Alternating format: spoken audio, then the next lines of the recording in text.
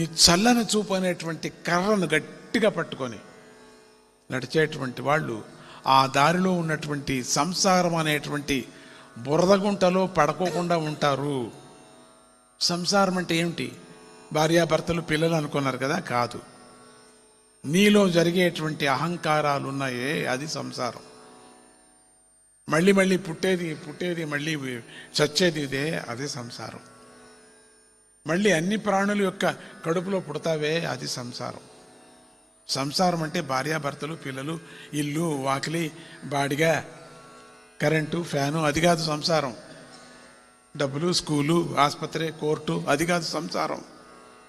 అదొక చిన్న అంగం అంతే. నువ్వు చేసుకున్న ఇచ్ఛా కర్మం, అది ఇష్టమైన కర్మం, అది ప్రారబ్ధ కర్మం అనేటువంటిది సంసారం. ఆ ప్రారబ్ధ కర్మం వెళ్ళిపోవాలా అంటే అమ్మ కృప, గురువు అనుగ్రహం కావాలా. ఓ తల్లి, గురువు యొక్క అనుగ్రహాన్ని కలిగించు, నీ చల్లని చూపు మాపై ప్రసరించు అనేటువంటిది ఈ స్తుతి చెప్తుంది. దీన్ని నిదానంగా పాడి చూపిస్తాను తర్వాత. ఆ గౌరీదేవి గురురూపిణి కదా, కనుక అమ్మవారే మనకు గురువు.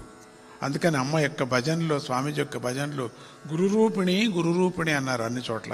కొన్ని చోట్ల భజన విన్నారా మీరు, చూసారా?